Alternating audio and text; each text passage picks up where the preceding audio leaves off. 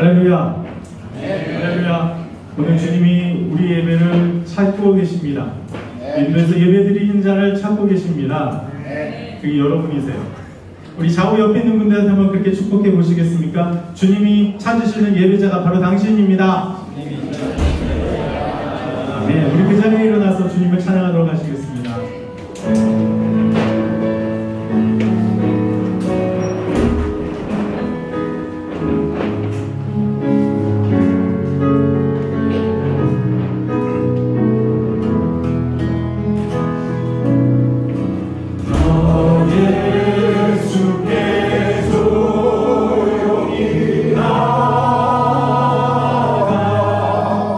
내 모든 짐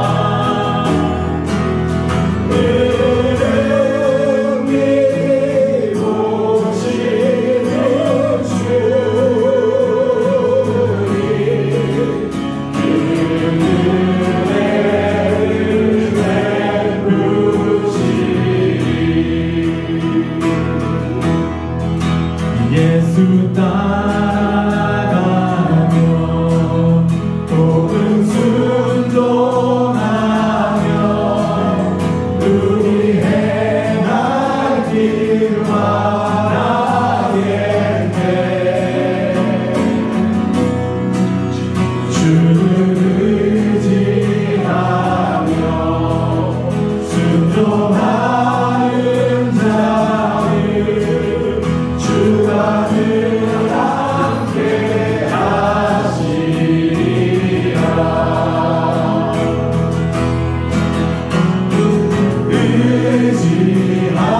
의지하고 순종하는 길 예수 안에 즐겁고 복된 길이로다.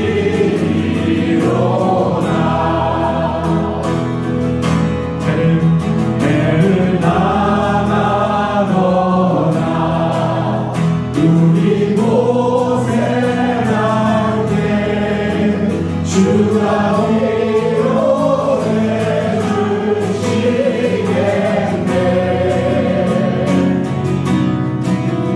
주를 의지하며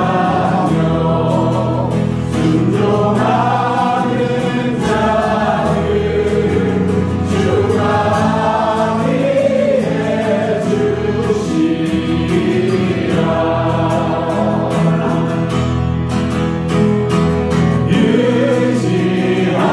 의지하고 순종하는 길 예수 안에 즐겁고 복된 길이로다. 남의 짐을 지고 슬픔 위로하며 주가 상급을 주시겠네.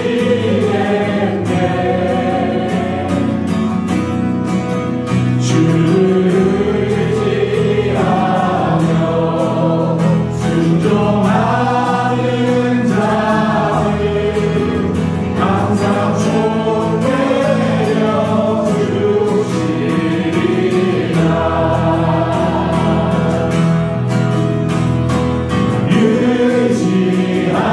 의지하고 순종하는 길 예수 안에 즐겁고 복된 길이로다. 주의 힘을 입어 주의 힘을 입어서 날 승자를 이루고 그를 모시고 살아가세. 주를 의지하며 항상 순종하며 주가 사랑해 주시리라.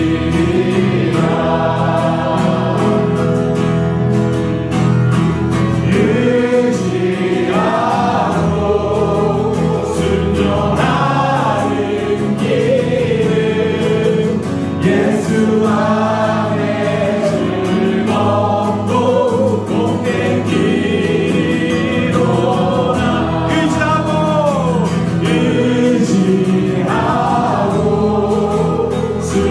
순종하는 길은 예수 안에 즐겁고 복된 길이로. 순종하는 길은 순종하는 길은 예수 안에 즐겁고 복된 길이로다. 아멘.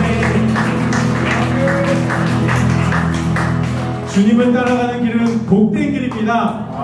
우리 좌우 옆에 있는 분들에게 축복해 보실까요? 주님의 복된 길을 걸으십시오. 아멘. 선한 목자 되시는 이 주 항상 인도하시고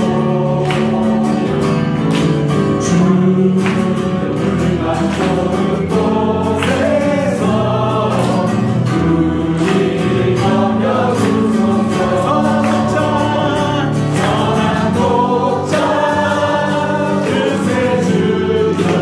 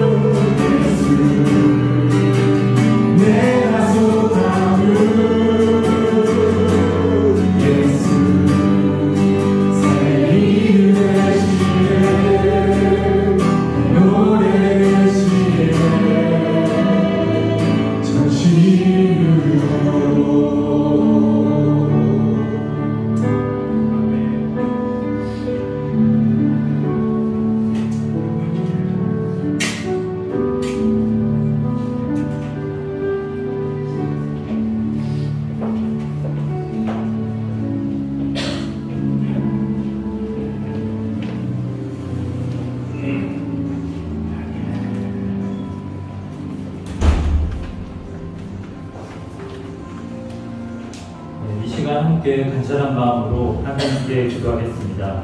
먼저 개인과 가정을 위해 기도합시다. 말씀의 교훈을 넘어서려 하고 내 마음대로 하려는 악을 회개하도록, 문제가 없음이 문제임을 깨닫고 부패한 내 정욕과 탐심을 가지치게 하도록, 우리 가정이 구속사 말씀으로 인도함받아 날마다 살아나는 가정이 되도록, 믿지 않는 가족들이 주님을 만나게 해달라고 다 같이 기도하겠습니다.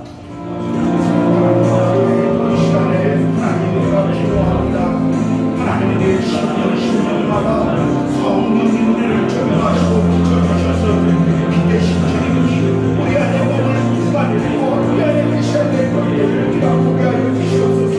빛이 어둠이 어둠이 어둠이 빛을 치러야 한다고 말씀하셨습니다. 하나님 가운데 계신 주님을 우리가 만나게 하시고 매일의 삶에 성령의 조명하고 우리 자신을 하나님 내 앞에 도와주시기를 원합니다. 우리 안에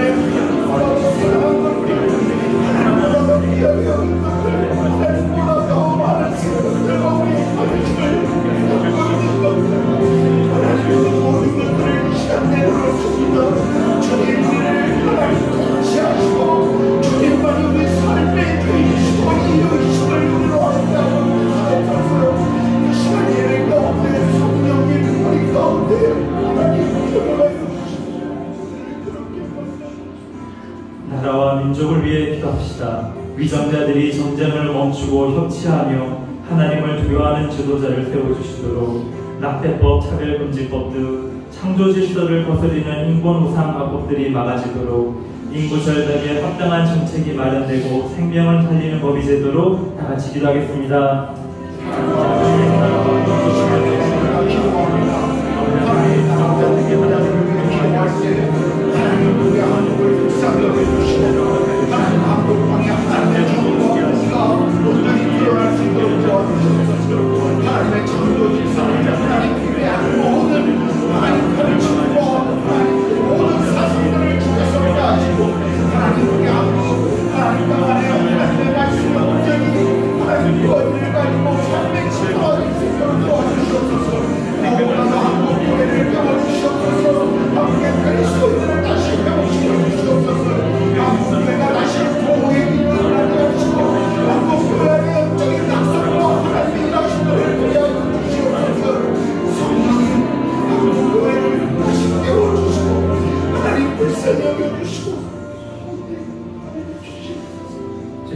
성교를 위해서도 기도하겠습니다. IBS 신학교와 산지 꼬마르 전도사 가정과 교회를 보호해 주시고 사역의 열매를 잘 맺을 수 있도록, 인도 선교사님들의 안전을 주시고 모든 필요를 채워주시도록, 우상이 넘치는 인도 땅에 하나님의 복음이 전해져 하나님의 나라가 되도록 다 같이 기도하겠습니다.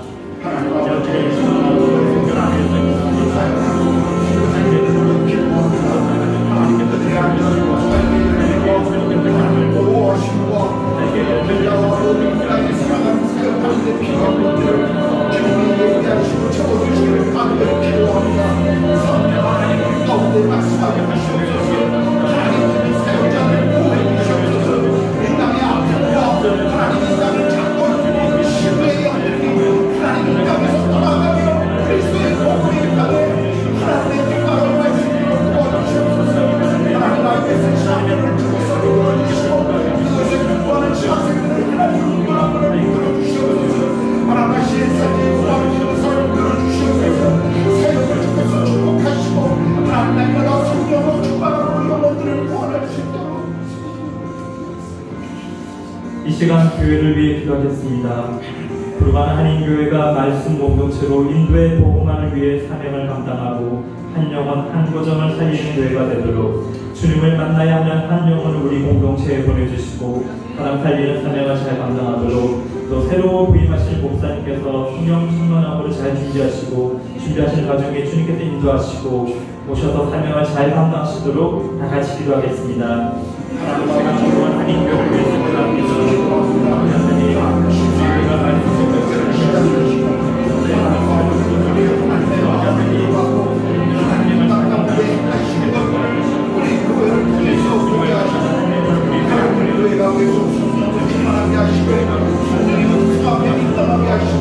성령이 인도하시고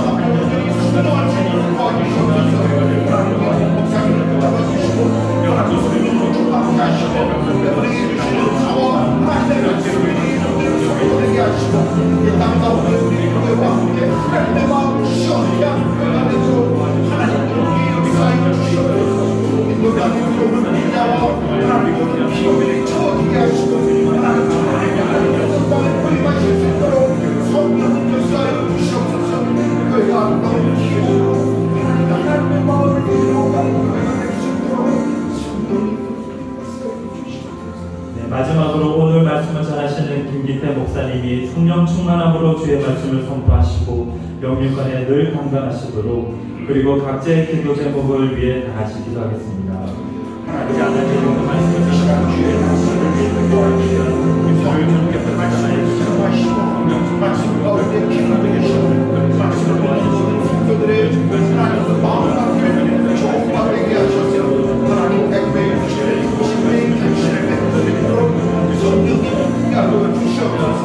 하나님 이 시간 성도들이 들고 나온 모든 기도에 하나님께서 주시고 이를 행하시는 자와 그것을 지어 성취하시는 자와 그 일을 요구하는 자가 내게 부러지지라. 내가 기다하여 내가 기다하는 크고 비밀한 일을 보이시겠다고 약속하셨사오니 하나님 오늘 기도하는 예배하고 있는 성도들 중에 크고 비밀한 일을 이루어 주시옵소서. 성령의 주요 가운데 역사하여 주시옵소서. 하나님 아버지 감사합니다. 오늘도 여전한 방식으로 예배의 자리로 불러주심을 감사합니다.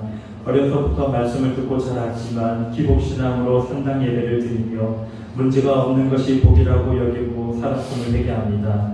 하지만 힘들고 어려운 고난 속에서 가난하고 애통하며 의에 줄이는 것이 무엇인지 조금 알게 되었습니다. 우리 모두 세상에서 성공하고 잘되고 돈 잘 버는 기복이 아니라 주님께서 말씀하신 팔복을 깨닫고 누리는 인생이 되도록 주님 도와주시옵소서. 부르간 한인교회가 한 영혼 한 가정을 살리고 무상이 넘치는 인도 땅에 복음이 전파되는 사명에 잘 쓰임받는 교회가 되기를 기도합니다. 새로 부임하셔야 되는 목사님이 성령 충만함으로 구속사의 말씀을 전하시고 모든 준비 과정과 함께하여 주셔서 순조롭게 잘 진행되도록 인도하여 주시옵소서. 오늘 말씀을 전하시는 김기태 목사님이 하나님의 말씀을 선포하실 때 우리가 들어야 할 말씀이 잘 들리게 해주셔서 우리가 말씀대로 살고 누리도록 주님 도와주시옵소서. 감사드리며 이 모든 말씀 우리 주 예수 그리스도의 이름으로 기도합니다. 아멘.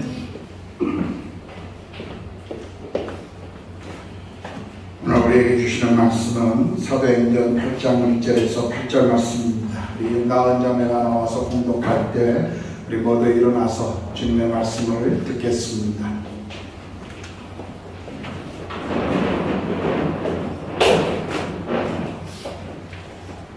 사울이 그의 주님 마음을 마땅히 여기자 그날이 예루살렘에 있는 교회에 큰 핍박이 나서 사도 외에는 다 유다와 사마리아 모든 땅으로 흩어집니다. 경건한 사람들이 스데반을 장사하고 위하여 끌려오더라. 사울이 교회를 장멸할세 각지에 들어가 남녀를 끌어다가 목에 넘깁니다. 그 흩어진 사람들이 조를 나누며 복음의 말씀을 전할세 빌립이 사마리아 성에 내려가 그리스도를 백성에게 전파하니 무리가 빌립의 말을 듣고 행하는 표적도 보고 열심으로 그의 말하는 것을 듣더라. 많은 사람에게 붙었던 거룩한 귀신들이 크게 소리를 지르며 나가고 또 많은 정신병자와 안진뱅이가 나으니 그 성에 큰 기쁨이 있더라. 아멘.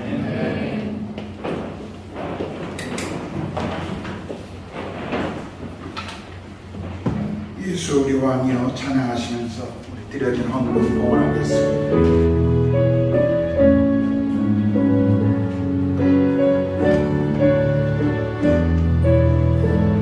예수 우리 왕이여 예수 우리 왕이여 이곳에 오셔서 도자로 주여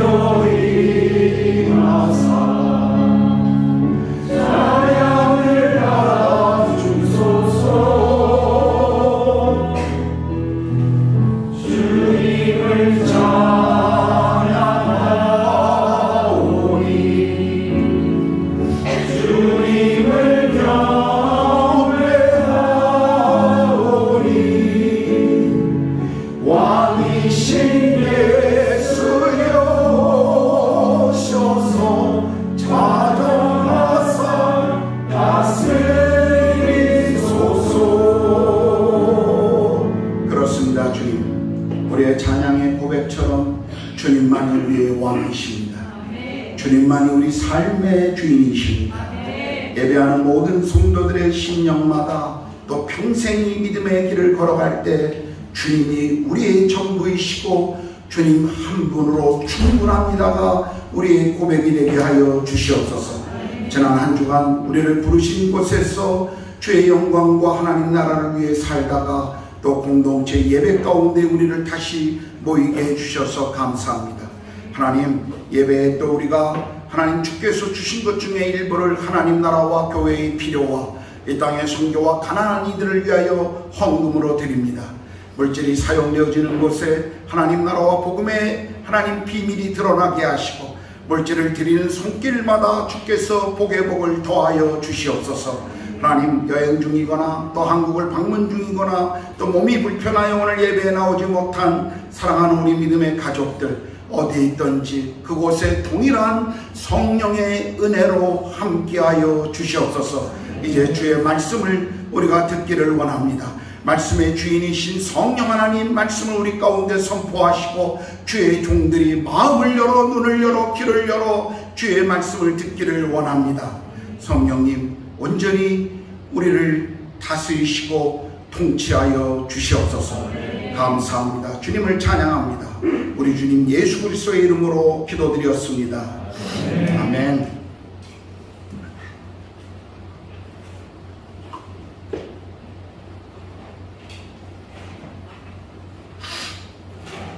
(1949년도에) 중국이 공산화가 됩니다. 그리고 공산당에 의해 모든 선교사들이 중국에서 추방을 당하게 되었습니다. 교회들은 핍박의 시간을 맞이했고 문을 닫기 시작했으며 그리고 목사들과 성도들은 감옥에 또 노동교화소로 갇히기 시작했습니다. 그 후에 문화혁명을 거치면서 중국 교회는 더 심한 핍박 가운데 그 핍박을 견디어내야만 했었습니다. 목회자들은 감옥에 가거나 처형되었고 성경과 기독교 서적은 불법 문서가 되어 보이는 대로 불태워 없어졌습니다. 교회 건물들은 압수되었고 그리고 파괴되었습니다. 공산당은 더 이상 중국에는 교회와 그리스도인들이 없다라고 그들은 선언했었습니다. 많은 사람들이 중국 교회를 안타까워하고 그리고 많은 선교사들이 중국에서 사역했던 그 열매들의 없어짐을 아쉬워하며 안타깝게 생각했습니다. 그러나 외형적으로 교회와 건물과 조직은 사라졌는지 모르지만 신앙은 확산되고 있었습니다. 1980년대 말에 중국이 외부 세계의 문을 열기 시작하자 많은 사람들은 또 한 번 놀랐습니다. 사라진 교회, 없어진 그리스도인이라고 생각했던 중국 땅 안에 더 많은 그리스도인들과 지하 교회가 있음을 그들은 보았습니다. 핍박 가운데 교회는 더 놀라운 성장을 밑에서부터 하고 있었던 것입니다. 또 한 가지 중국 교회의 핍박이 우리에게 놀라운 축복이 되었던 또 한 가지는 그곳에서 사역하던 수많은 선교사님들이 중국에서 쫓겨나자 사역을 포기하고 자기 나라로 돌아간 것이 아니라 주변 나라로 들어가 사역하기 시작합니다. 한국 땅에 와주었고요. 일본, 싱가포르, 그리고 태국과 타이완과 홍콩, 인도네시아, 인도와 같은 이런 주변 국가로 흩어져 사역하며 많은 열매를 그들은 맺을 수가 있었습니다. 오히려 중국 교회의 핍박은 시간이 지나면 지날수록 주변 국가의 복음의 확산이 되는 축복이 된 또 다른 기회였다라고 사람들은 고백하였고, 큰 박해로 일어난 이 일은 오히려 큰 기쁨이 되어 주었습니다. 지금 인도 상황도 비슷합니다. 모디 정부 이후에 강한 신두이즘으로 인해 인도 교회는 엄청난 많은 박해를, 심한 핍박을 지금 경험하고 있습니다. 교회들이 불타고 목회자들이 보호를 받지 못하며 구타와 그리고 감옥에 가는 것에 대한 소식을 우리는 매일매일 듣고 있습니다. 인도의 성도들이 심한 위협과 압박 속에서 신앙생활을 하고 있습니다.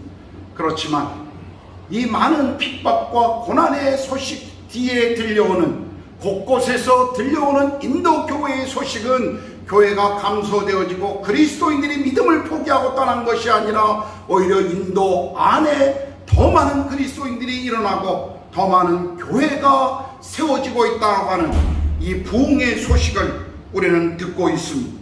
이것이 역사 속에 우리가 보는 교회의 이야기입니다. 핍박은 교회를 무너뜨리는 것이 아니라 오히려 교회를 부흥케 하는 기회가 되어 주었습니다. 오늘 우리가 읽었던 본문도 이 사실을 우리에게 보여주고 있습니다. 오늘 본문 1절은 이렇게 시작합니다. 그날에 예루살렘에 있는 교회에 큰 박해가 있었다.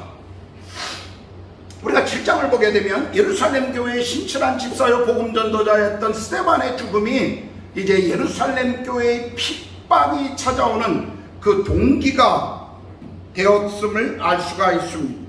이제까지 방어적이었던, 수세적이었던 예루살렘의 종교 지도자들은 이제 더 거칠게 공격적인 방법으로 교회를 핍박하기 시작합니다. 핍박은 아주 강력했고, 그리고 사람들이 보기에는 매우 성공적으로 보이기 시작합니다. 예루살렘 교회 성도들은 핍박으로 인해 교회를 떠나기 시작합니다. 예루살렘 교회는 마치 사라지는 것처럼 보이기까지 하였습니다. 그러나 이것은 단지 사람의 눈에 보이는 일시적인 현상이었습니다.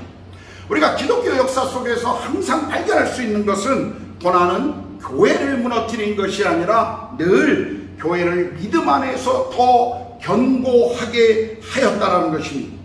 사실 역사 속에서 교회의 가장 큰 적은 핍박이 아니라 외부적인 축복일 때가 더 많았습니다.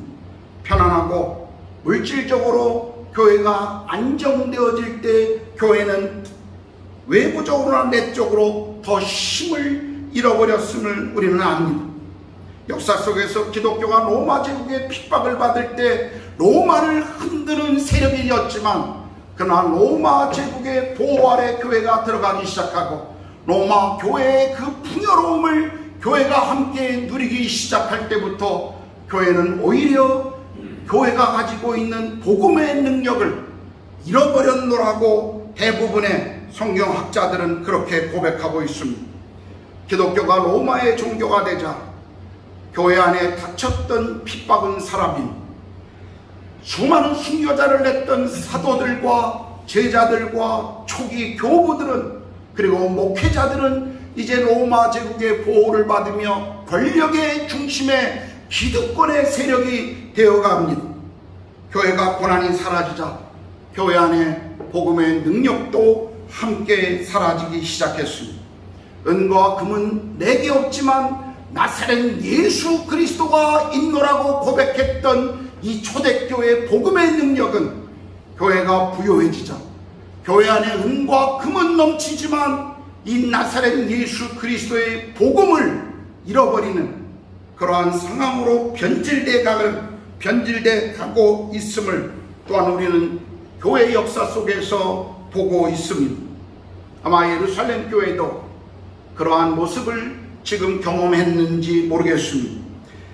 교회가 예루살렘 교회 안에 부흥하면서 교회가 커지고 조직이 생기고 자라면서 아마도 그들은 우리가 이 정도면 성공한 것이 아닌가라는 자기 안의 만족을 누리고 있었는지도 모르겠습니다. 사도들조차도 사역에 너무 바쁜 나머지 땅끝까지 복음을 전하라고 하는 하나님의 이 말씀을, 예수 그리스도의 명령을, 교회를 향한 그분의 꿈을 서서히 잊어버리고 있었는지도 모르겠습니다. 그러할 때 하나님은 교회의 핍박을 허락하셨습니다. 이 핍박이 예루살렘 교회에 어떤 결과를 가져다 주었습니까? 우리가 1절 후반부를 보면요, 이 핍박으로 인해 사도 외에는 다 유대와 사마리아 모든 땅으로 흩어졌다라고 기록하고 있습니다. 사도들은 왜 예루살렘에 남았을까요? 아마 예루살렘 교회에 대한 그 책임감과 기대감이 그들을 계속 예루살렘 교회에 머무르게 했을지도 모릅니다. 예루살렘이 기독교의 중심이었기 때문에 사도들은 자신들이 예루살렘에 남아있는 것이 맞다라고 아마 자신들의 의무라고 그렇게 생각하였을 것입니다. 우리가 성경을, 사도행전을 계속 읽어보면요, 오늘 본문은 사도 외의 모든 이들이 떠났다라고 말하고 있지만 실상은 이 핍박이 헬라파 유대인이었던 스데반으로 인해서 일어난 핍박이라 아마 예루살렘 교회에 내려진 대부분의 핍박도 헬라파 유대인들을 집중하고 있었을 것입니다. 우리가 성경을 계속 읽어보면 예루살렘 교회에 사도들 외에 성도들이 계속 남아있었음을 우리가 알고 있죠. 아마 예루살렘에 원래 살고 있었던 히브리파 유대인들은 계속 예루살렘에 남아있을 가능성이 있습니다. 3절은 이 핍박을 주도한 사람이 누구인가 한 사람을 소개합니다. 사울이라고 한 청년인데요, 이 청년에 대해서는 우리가 다음 기회에 또 다루도록 하겠습니다. 자, 그렇다면 우리는 예루살렘 교회가 지금 경험하고 있는 이 핍박을 통해 이 핍박의 한가운데 있는 예루살렘 교회의 모습을 보면서 오늘 우리는 무엇을 배울 수 있을까요? 무엇보다도 우리 초대교회 성도들이 고난 속에서 포기하지 않고 하나님의 뜻을 계속 찾고 있었다는 사실을 배워야 합니다. 이들이 그동안 정들었던 예루살렘을 떠나면서 어떤 이들은 아마 모든 것이 끝났다라고 실망하고 떠났을지도 모릅니다. 또 어떤 이들은 가장 가까운 친구들이여 동역자들을 잃는 슬픔 때문에 그들은 그 슬픔을 안고 떠날 수도 있었을 것입니다. 사랑하는 친구들과 헤어지고 또 새롭게 정착했던 그 예루살렘을 떠나야 하는 그 수많은 아픔을 그들은 가지고 있었을 것입니다. 그들은 계속 하나님 앞에 하나님 왜 이것을 허락하십니까? 라고 그들은 계속 질문했을 것입니다. 사실 우리는 이 어려운 시간을 하나님께서 준비하고 계신 하나님의 계획임을 우리는 알 수가 있습니다. 그럼 구소련이 무너졌을 때요, 선교사들이 공산주의 국가였던 소비에트 연방 내에 들어가기 시작합니다. 중앙아시아와 구소련 전역에 들어갔을 때 우리 한국 선교사님이 사역들을 하는데 굉장히 효과적인, 효율적인 도움을 주었던 한 무리들이 이미 그곳에 예비되어 있었습니다. 중앙아시아 사역에 한국 선교사님들이 가장 사역에 많은 열매들을 맺고 있거든요. 지금도 그렇습니다. 그런데 그 사역을 이루어갔던, 그 사역의 열매를 그렇게 얻을 수 있었던 중요한 이유 중에 하나는 그곳에 하나님이 한국 선교사들을 위하여 예비했던 한 일단의 무리들이 있었습니다. 바로 우리가 고려인이라고 부르는 재외동포들입니다. 스탈린에 의해서 1934년에 하바rovsk와 블라디보스토크에서 30만 명이 2주 안에 자기의 살던 고향을 떠나라고 하는 명령을 받고 30만 명이 중앙아시아로 이동합니다. 중앙아시아 고려인들의 역사를 보면 이동하는 그 시간 속에 10만 명이 기차 속에서 죽습니다. 2달의 여행 속에 10만 명이 기차 안에서 생명을 잃습니다. 추운 겨울, 그 엄청난 추위 속에 그냥 광야에 내려놓고 떠나간 그 기차를 바라보면서 그 한 해 그 추위와 기근을 버텼던 고려인들 중에 또 10만 명이 죽습니다. 남은 10만 명이 그 땅에서 버티며 그리고 그 땅에서 자녀들을 키우고 정착했습니다. 아무것도 없는 중앙아시아 광야에 떨구어졌던 고려인 10만 명, 그들은 그곳에서 자녀들을 키우고 그리고 자녀들을 교육하고 자녀들을 그 사회의 중심적인 인물로 키우며 그곳에서 수많은 차별을 견디면서 그들은 그 땅에 살아가고 있었습니다. 그러다가 공산주의가 무너지고 72년 동안 구소련과 중앙아시아에 자리 잡고 있었던 공산주의 이념이 빠져나가면서 영적으로 공허한 이곳에 선교사들이 들어오기 시작합니다. 고려인들은 자기들의 신앙은, 자기들의 뿌리는 불교라고 생각했습니다. 그런데 한국에서 선교사들이 들어오자 같은 민족이라는 이유 하나 때문에 고려인들이 한국 선교사들을 돕기 시작합니다. 때로는 통역으로 돕기도 하고요, 때로는 자기 집을 열어서 선교사를 환영하기도 하고, 그리고 선교사들이 와서 교회를 개척하면 자신들의 친척과 친구들을 함께 불러 모아 그 예배의 자리로 그들을 초청하곤 했었습니다.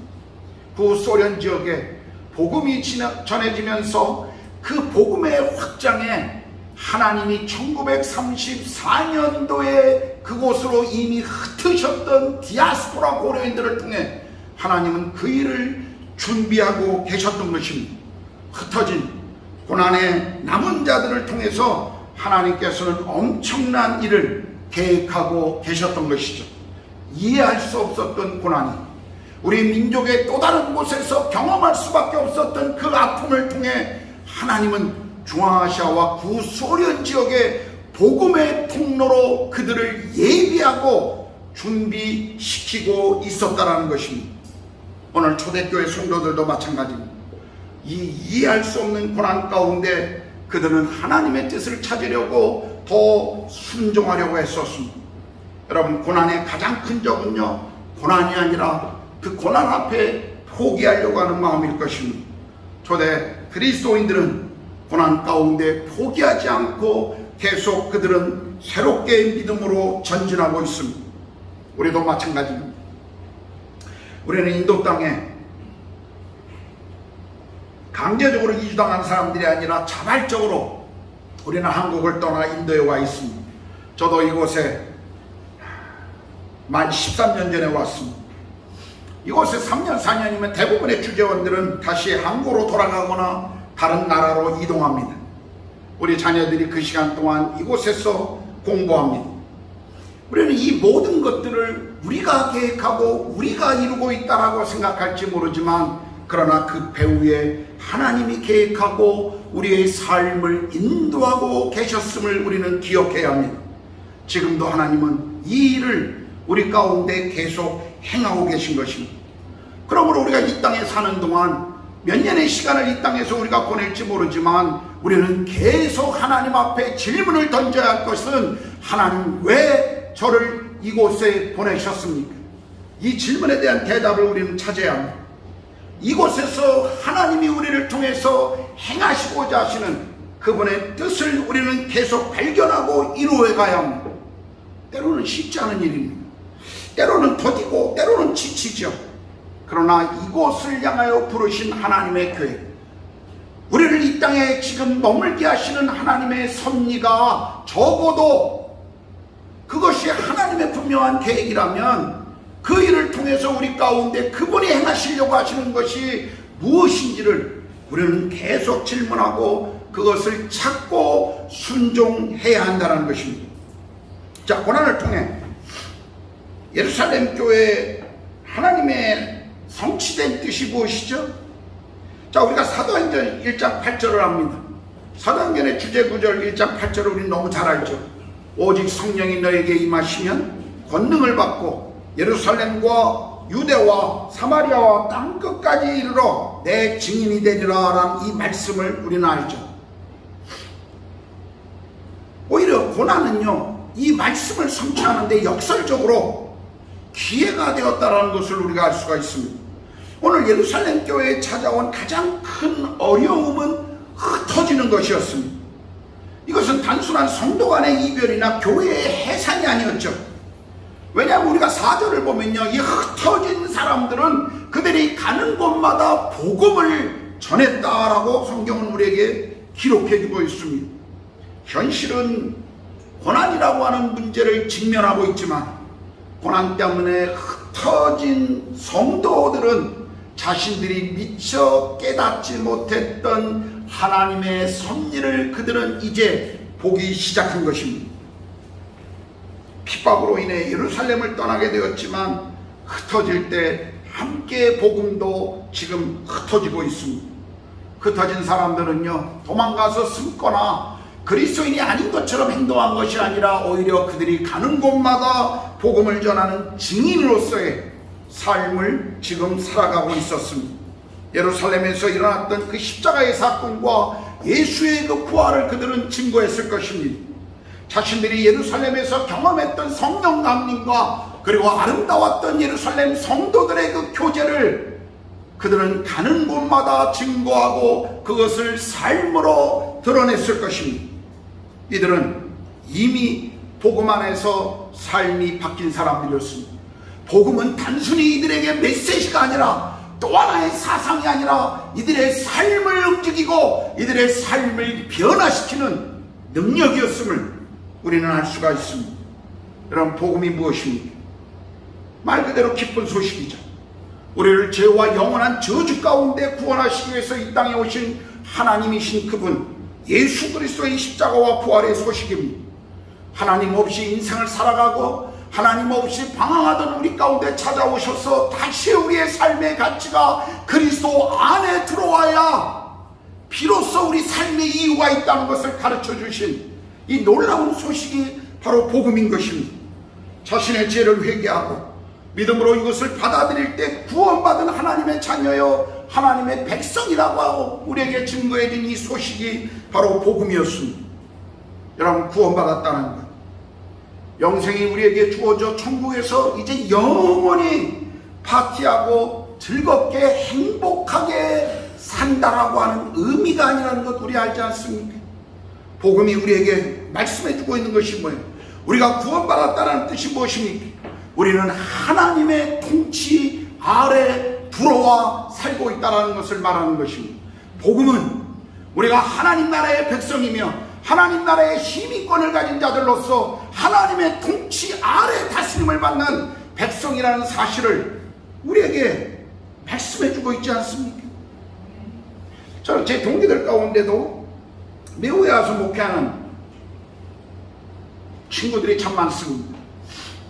미국에 가서 한인교회를 방문할 때마다 많이 듣는 그 간증 중에 하나가 미국 시민권을 갖게 되었을 때 그 감격들에 대한 이야기를 한인들이 참 많이 하는 것을 보았습니다.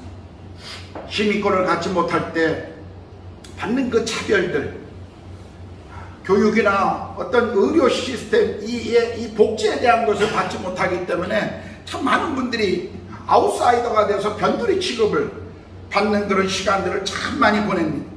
그런 시간을 오래 보내다가 마침내 시민권을 받게 되면 그들이 얼마나 감격하는지 모릅니다. 어떤 분은 그 국기 앞에 하는 맹세를 열심히 외우고 미국 국가를 열심히 따라 암송하는 그런 모습도 저는 보았습니다. 우리가 천국 시민권을 갖는다는 것이 바로 그런 의미입니다.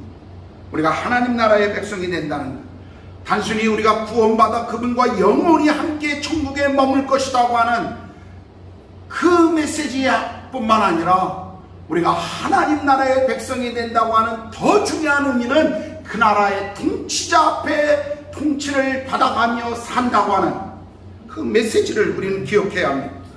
하나님의 법인 성경을 따라 살아야 합니다. 하나님의 통치 앞에 우리는 순종하고 살아야 합니다. 나의 삶의 태도, 돈에 대한 나의 가치관, 인간관계, 가정, 직장, 우리 아이들의 삶에 이 모든 내 삶의 영역에서 그분이 주인이신, 그분이 왕이시라는 것을 고백하고 그분의 통치권 아래 다스림을 받는 결단, 그 맹세가 바로 우리가 구원받았다는 의미며 하나님의 자녀가 되었다고 하는 의미라는 사실을 잊지 마십시오. 이것이 하나님 나라 시민인 그리스도인이라고 하는 이름의 의미인 것입니다. 그러므로 우리는 한국이든 인도든 우리가 머무는 곳이 어디든 하나님의 나라가 이루어지도록 우리가 있는 곳에서 그분의 통치가 나타나도록 살아야 한다는 것입니다. 우리의 가정이, 우리의 직장이, 우리의 학교가 나로 인해 하나님의 나라가 드러나는 축복의 통로가 되어야 합니다. 자, 오늘 이 복음이 확장되어가는 축복 가운데요, 주도적인 역할을 한 한 사람을 또 성경이 오늘 본문이 소개하고 있습니다. 빌립이라고 하는 한 사람입니다. 이제까지 예루살렘 교회의 사내들인의 위협과 압박 속에서 복음의 주도적인 역할을 했던 사람들은 사도들이었습니다. 그런데 7장부터 보면요, 복음 전도를 주도하는 사람들의 대부분이 사도들이 아니라 일반적인 신자들이었음을 우리가 알 수가 있어요. 그들이 가는 곳마다, 머무는 곳마다 구주여 주님이신 예수 그리스도의 증인으로 그들은 살아갔습니다.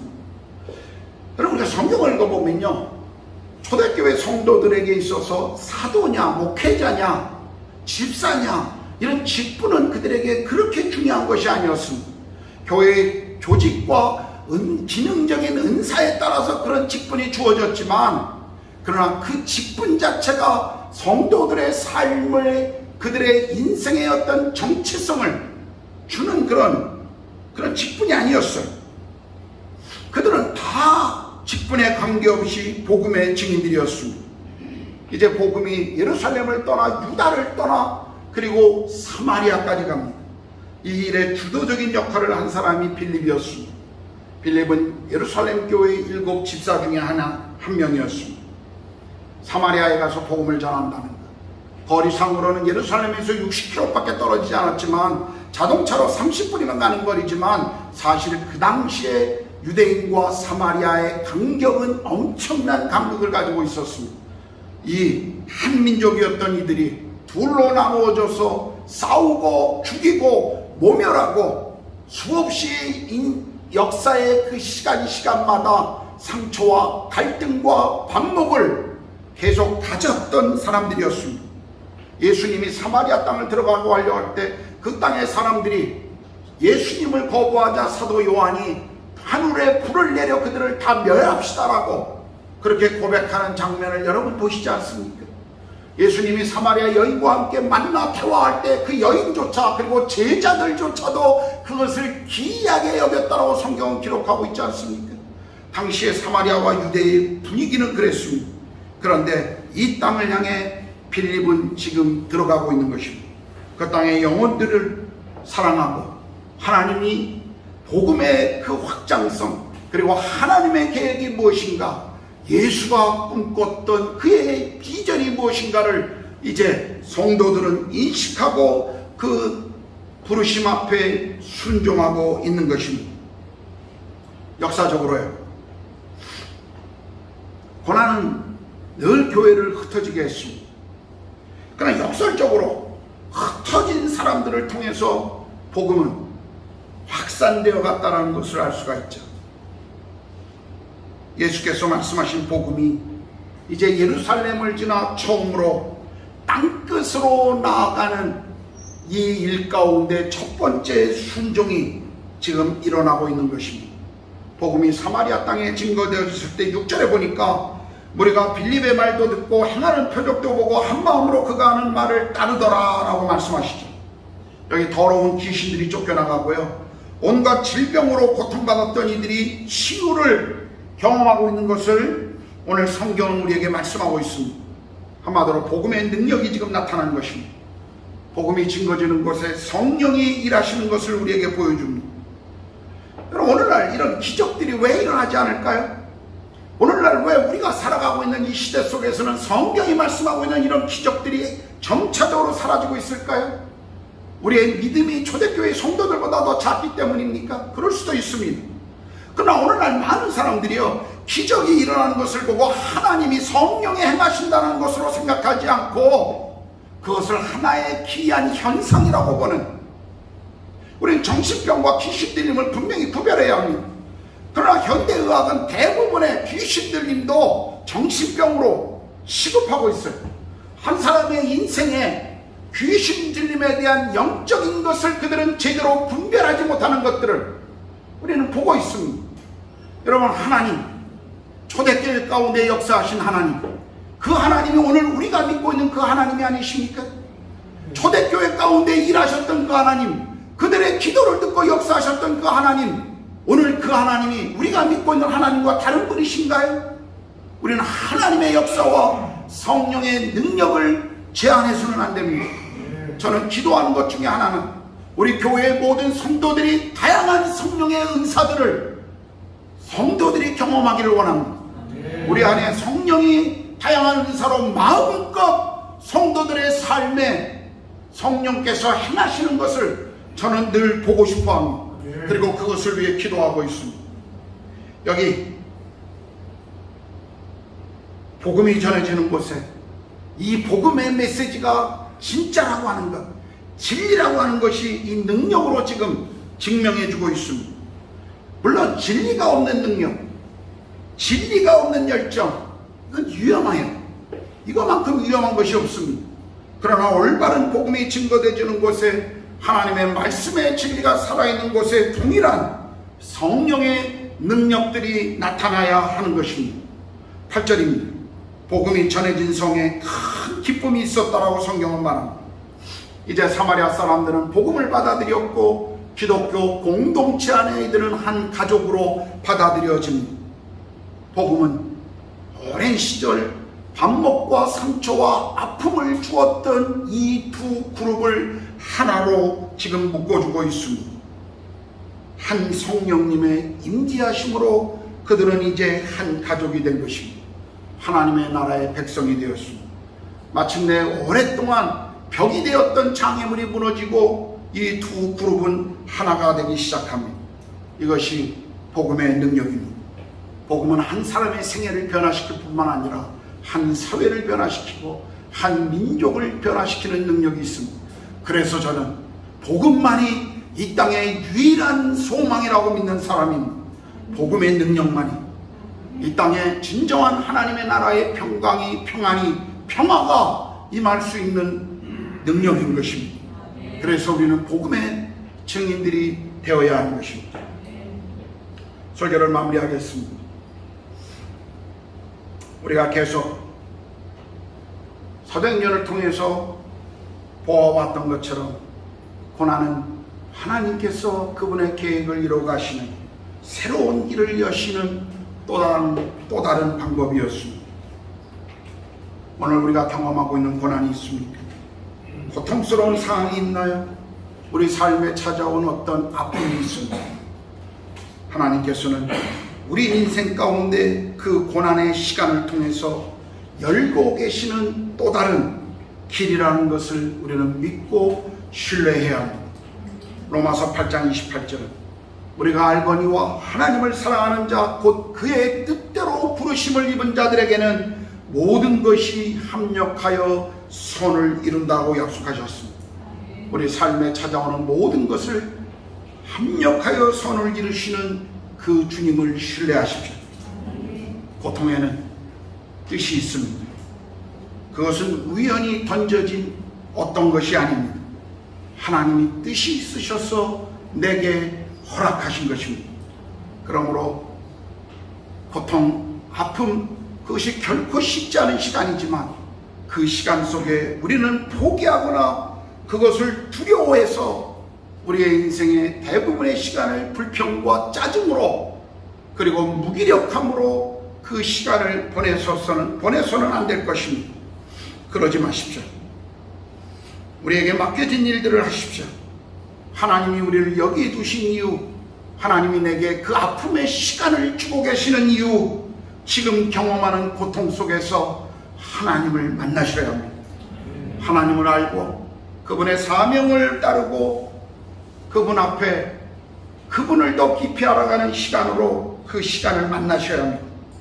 지금 여러분이 경험하고 있는 고통, 그 고통의 시간이 의미 있는 시간이 아니라 나를 세워가시는 하나님의 섭리라고 하는 것을 배우십시오. 힘듭니다. 고통당하고 아파하는 사람에게, 정말 힘들어하는 사람에게 고통 속에 하나님의 뜻이 있습니다라고 말하는 것 자체가 전혀 위로가 되지 않음을 저도 알고 있습니다. 하나님이 그 고통 속에 자매를, 형제를 향한 하나님의 마음이 있습니다라고 말해주는 것, 그 고통의 시간 속에 전혀 도움이 되지 않는다는 것 저도 압니다. 그렇게 말하는 것 자체가 때로는 더 큰 아픔으로 다가오고 있음도 저는 압니다. 그렇지만 힘든 시간을 힘들지만 버티시고 살아내셔야 합니다. 살아가는 것이 믿음입니다. 버티는 것이 믿음입니다. 오늘 여러분의 삶에 찾아온 고통들이 있다면, 숨겨진 아픔들이 있다면 그 아픔의 시간들을 견디시고 살아내십시오. 그것이 어느 날 여러분의 인생에 하나님이 여러분의 삶을 세워가는 또 다른 길이었다는 것을 발견하게 될 것입니다. 하나님은요, 스데반처럼 순교자의 믿음을 가진 사람들 뿐만 아니라 오늘 그 박해를 피해 도망친 또 다른 사람, 빌립과 같은 인물들도 사용하심을 오늘 성경을 통해 우리는 알입니다. 너무 스데반 같은 사람들, 믿음의 영웅적인 행위를 한 사람들만 위대하고 믿음이 좋은 사람이라고 생각하지 마십시오. 비록 박해의 자리는 떠날지 모르지만 자신이 머무는 자리에서 계속 믿음을 지키며 버텨내는 사람들, 그리고 그곳에서 하나님의 뜻에 순종하려고 발버둥치며 그 길을 걸어가는 사람들 또한 하나님의 믿음의 사람들이라는 것을 우리는 잊지 마셔야 합니다. 사람들은 박해가 심해지자 예루살렘을 떠날 때 더 안전한 곳으로 가고 싶었을 것입니다. 그런데 빌립은 사마리아를 선택했습니다. 살기 좋은 도시가 아니었습니다. 유대인들이 사람 취급하지 않는 곳이었습니다. 빌립 그도 가고 싶은 곳, 좋은 곳, 편한 곳, 안전한 곳으로 왜 가고 싶지 않았겠습니까? 그런데 빌립은 오늘 성령이 그의 삶을 인도하시는 그 인도하심을 따라 순종하고 있습니다. 빌립이 순종할 때 성령은 그를 통해 영혼들 속에 구원의 역사가 시작됨을 우리는 알고 있지 않습니까? 우리도 마찬가지입니다. 별로 오고 싶지 않았던, 그저 그냥 발령받아서 아니면 그냥 여러 가지 이유로 우리가 머물고 있는 인도인지 모르겠습니다. 제가 이제 인도를 떠난다라고 사람들에게 이야기했을 때 선교사들의 첫 번째 반응이 뭔지 아십니까? 축하합니다 그러더라고요. 축하합니다. 왜 그런 이야기들을 할까요? 인도가 그만큼 열악하고 우리의 삶에 참 많은 힘든 자리라는 것을 우리 모두는 알고 있기 때문에 그렇습니다. 그런데요, 별 주목받지 못하는 우리의 삶에 이런 이동과 그리고 머무는 이런 시간들, 이런 모든 시간과 과정이 성령께서 특별히 만드시는 특별한 우리 인생의 이야기, 추억이라고 하는 이 사실을 여러분 아십니까? 우리가 머물렀던 시간들, 그것은 그냥 지나가는 것이 아닙니다. 인도에 살아본 사람은 세계 어느 곳에 가서도 잘 산다고 하는 이야기, 우린 그것이 무슨 의미를 압니까? 무슨 의미인 줄 알고 있어요.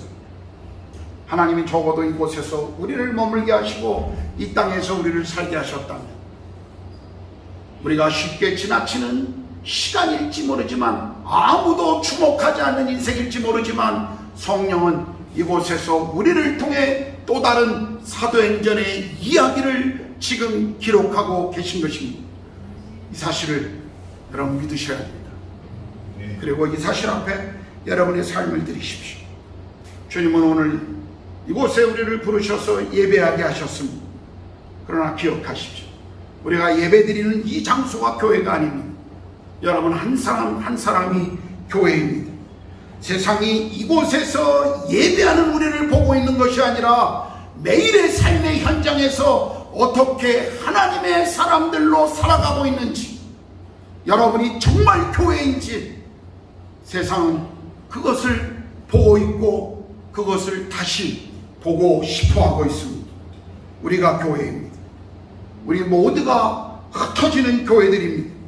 주님은 우리가 있는 곳에서 빌립과 같이 하나님의 나라와 예수 그리스도의 증인으로 살아가기를 기대하십니다.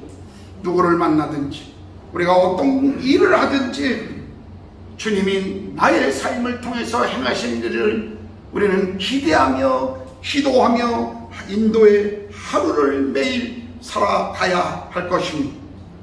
우리 이 땅에서의 우리의 삶은 매일 그 삶이 복음의 실제를 드러나는 삶이라는 것을 기억합시다. 때로 일이 잘 안 될 수도 있어요. 힘든 상황과 힘든 사람들을 만날 수 있습니다. 인도 사람들과의 이 대화와 인도 사람들과의 이 협상이 얼마나 우리를 힘들게 하는지 모릅니다. 또 그런 상황 속에서 우리는 길이 열려서 만나는 사람들도 있을 것입니다. 이 모든 상황을 하나님께서는 우리를 통해 복음의 길을 열고 계신 시간이라는 사실을 여러분 믿으셔야 합니다. 그래서 때로 답답한 상황에서 내가 답답하고 고생스러울 때도 내가 주님의 인도하심에 머물며 그분이 나와 함께 있다라고 하는 이 자신감, 이 믿음의 정체성, 그것을 가지시고 최선을 다하십시오. 내 삶이 좀 안 풀려도, 내가 하는 일이 좀 잘 안 돼도, 내 삶이 좀 힘들어져도 그것이 아무 의미가 없는 것처럼 여러분 낙심하지 마십시오. 낙심하지 마세요. 하나님이 이 땅에서 우리를 만들어가고 계신 것입니다. 우리의 정체성을 잃지 마십시오. 힘들 때나 잘 나갈 때나 그런 외적인 환경이 우리의 정체성을 결정하는 것이 아닙니다. 내가 무슨 직업을 가지고 있고, 내가 어떤 직급을 가지고 있고, 내가 어느 곳에 살고 있는가가 우리의 정체성이 아닙니다. 우리의 정체성은 예수 그리스도 안에 있습니다. 하나님이신 그분이, 왕 중의 왕이신 예수께서 나를 사랑하시고 나를 위해서 자기의 생명을 들이시고 십자가와 부활을 우리에게 허락해 주셨습니다. 영광스러운 그분이 나를 위해 십자가에서 죽으시고 그분이 부활하셨습니다. 주님이 나의 왕이십니다. 그분이 나의 인생의 주인이십니다. 나와 영원히 그분이 함께 하십니다. 부족해 보여도, 우리가 좀 미숙해 보여도 하나님의 나라를 하나님은 우리를 통해 지금 이루어가고 계심을 여러분 믿으셔야 합니다. 우리는 하나님 나라의 백성들입니다. 저는 우리 교회가 인도에서 이 부르심을 깨닫고 필립과 같은 하나님의 사람들이 계속 우리 교회 안에 일어나기를 소망합니다. 우리는 인도 땅에서 살아가는 하나님 나라의 작은 예수들입니다. 우리 자신이 바로 흩어지는 교회인 것입니다. 기도하겠습니다.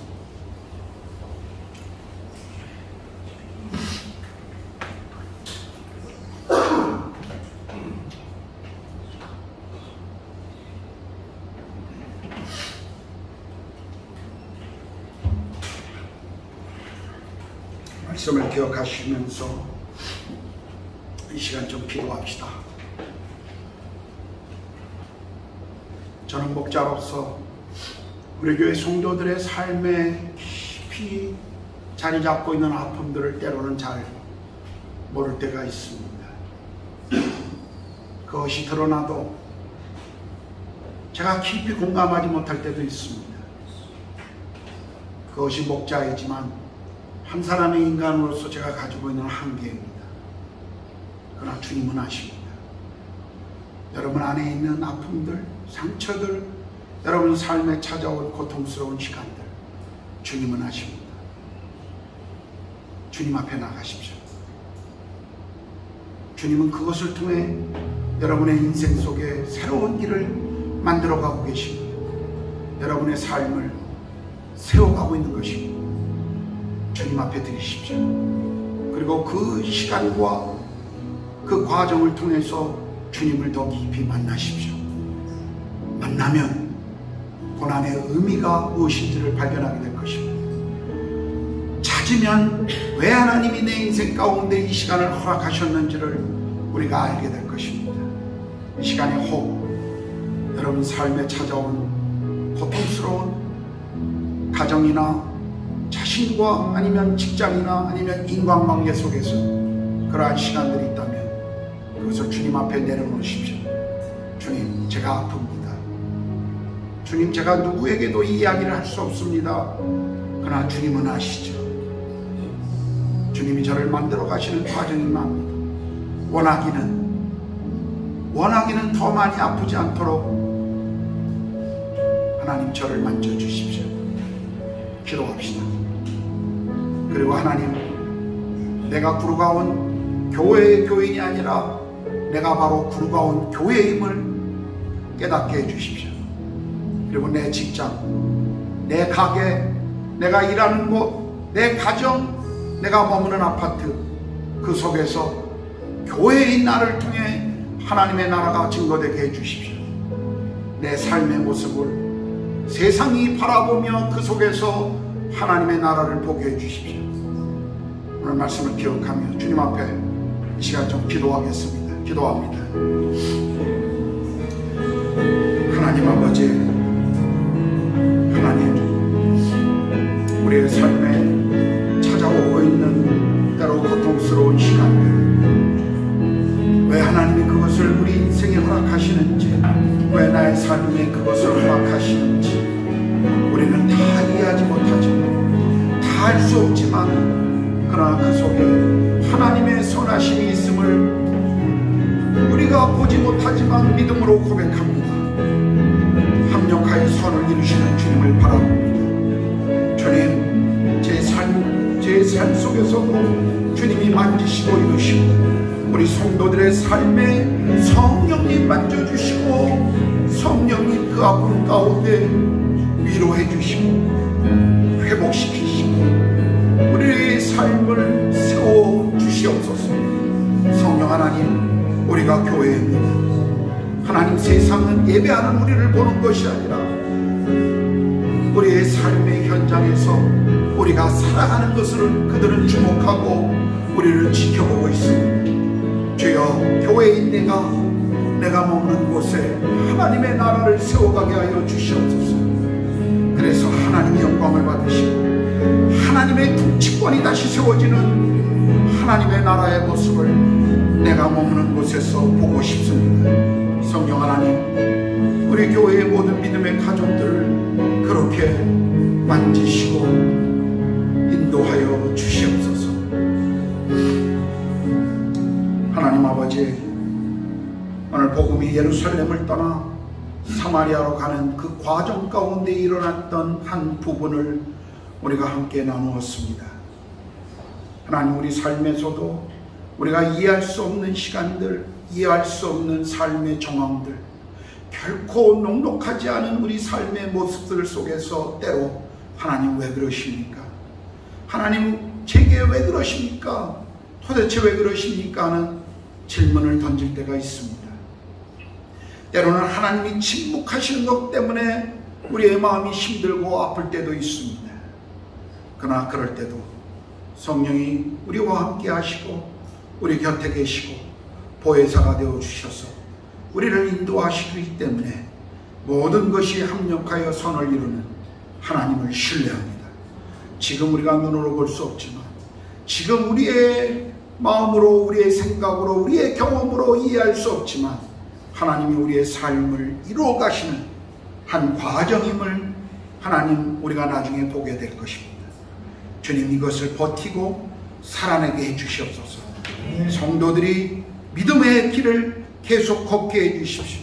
때로는 지쳐 머물고 멈췄을 때도 하나님 자책하지 말게 하시고, 힘들어하지 말게 하시고, 포기하지 않게 하시고, 다시 성령과 걸을 수 있도록 용기를, 믿음을 더하여 주시옵소서. 그리고 우리가 머무는 곳에 우리를 통해 하나님의 나라가 이루어가도록 성령 하나님 우리를 사용하여 주시옵소서. 우리 교회가 이 땅에 하나님 나라의 증인들로 세워져 가도록 주님 그렇게 매일매일의 삶을 통치해 주시고, 성령의 음성 앞에 귀를 기울이며 민감하며 말씀하시면 우리의 생각과 경험과 다를지라도 우리가 그저 예 주님 따라가겠습니다, 순종하는 우리가 될 수 있도록 성령님 그렇게 우리를 다스려 주시옵소서. 주님을 찬양합니다. 우리의 주님이시여 왕 되신 우리 주님 예수 그리스도의 이름으로 기도합니다. 아멘. 아멘. 우리 송시영 형제 이제 이번 주에 기임하는데, 인도에서 대학을 졸업하고 군에 갔다 와서 인도에서 몇 년의 시간을 섬기고 우리 교회 안에서 좋은 믿음의 형제로 함께 교제할 수 있어서 참 아쉽습니다.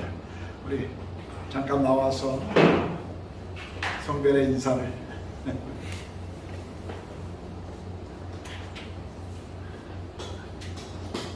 안녕하세요. 청년부 송시영이라고 하고요. 한 2년 정도 대학 졸업하고 다시 와서 있었는데, 다시 와서 있었을 때 교회가 그래도 그대로 그 자리에 있어줘서 직장 생활하면서 되게 힘도 되고 기쁨도 돼서 되게 감사했습니다. 그래서 지금 이제 목사님도 가시고 다 바뀌지만 아까 설교에서 말씀해 주신 것처럼 그냥 그대로 이 자리에 다음에 또 올 사람들을 위해서 교회가 잘 있을 수 있기를 제가 한국에서도 기도하겠고요. 그리고 이제 계시는 동안 모두 다 건강하고 안전하게 잘 지내셨으면 좋겠습니다. 기도 제목. 기도 제목 이제 직장을 그만두고 가는 거라서 먹고 살아야 되는데요. 뭐라도 좀 잘 먹고 잘 살 수 있도록 그리고 이제 잘 먹고 잘 살고 이제 좋은 영향력을 끼칠 수 있는 사람으로 살 수 있도록 기도해 주시면 감사하겠습니다. 이 시간 우리 시영 형제를 위해서 함께 좀 기도합시다. 한국에 가서도 또 새로운 인생의 길을 걸어가고 계획하고 있는데 시영 형제 하나님의 인도하심을 잘 따라갈 수 있도록 또 평생에 형제가 좋은 자매를 만나고 아름다운 신앙의 가정을 갖고 또 믿음의 사람으로 하나님 나라의 귀한 일꾼이 될 수 있도록 우리 시영 형제 삶을 축복하고 우리 이 시간 잘 기도하겠습니다. 기도합시다. 하나님 아버지, 이 시간에 우리 시영 형제를 위해서 기도합니다. 하나님 수년의 시간을 인도 땅에서 하나님 섬기고 또 하나님 교회를 섬겼습니다. 시영 형제 한국에서도 계속 믿음의 길을 아름답게 걸어가게 하시고 하나님 좋은 관료자를 만나 하나님 아름다운 믿음의 가정을 이루고 또 하나님 좋은 사람들을 만나 하나님 나라의 귀한 일꾼으로 계속 믿음의 길을 걸어갈 수 있도록 하나님 축복해 주십시오. 기쁠 때나 슬플 때나 힘들 때나 어려울 때나 올라갈 때나 내려갈 때나 삶의 정황이 어떤 것과 상관없이 주님의 사랑으로 주님의 길을 걸어갈 수 있도록 우리 시영 형제를 축복해 주시옵소서. 형제를 주님의 은혜의 손길에 부탁합니다. 감사합니다. 예수님의 이름으로 기도합니다. 아멘.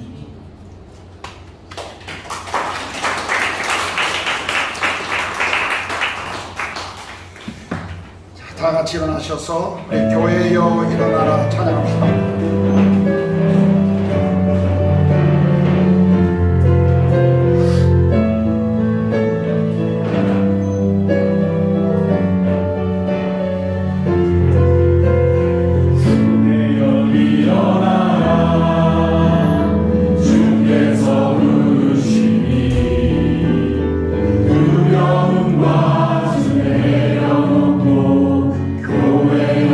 일어나라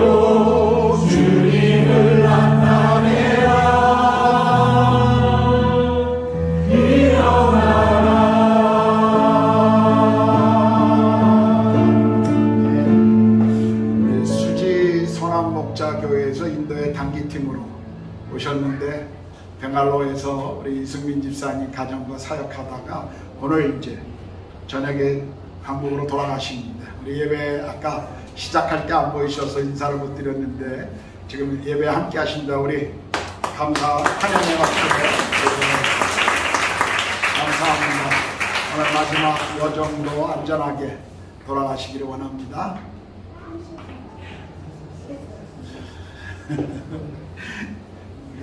기도하겠습니다. 하나님 아버지, 우리 많은 믿음의 가족들이 한국에 있고 또 여행 중에 있습니다. 하나님, 그들이 있는 곳에서 좋은 쉼의 시간을 남게 하시고 또 하나님이 부어주시는 은혜들을 또 그곳에서 경험할 수 있도록 하나님 그렇게 축복해 주십시오. 또 수지 선한 목자 교회 단기팀들 인도 땅에 와서 이 땅을 주님의 마음으로 바라보고 주님의 시선으로 이 땅을 섬겼습니다. 주님, 돌아가서도 평생 이 땅에 머물렀던 시간이 이분들의 선교적 삶을 살아가는데 큰 추억이 되고 경험이 될 수 있도록 성령님 도와주시옵소서. 또 이 땅에 머물고 있는 우리 모두가 인도 땅의 하나님 나라의 증인이요 교회임을 알게 하시고 주님이 부르신 그 자리에서 믿음의 길을 계속 걸어가게 하여 주시옵소서.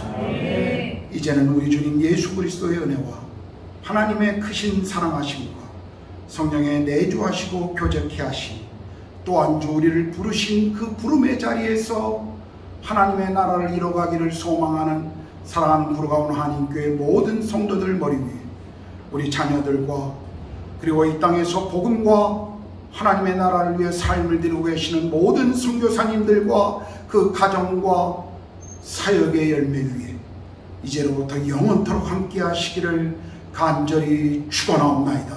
아멘.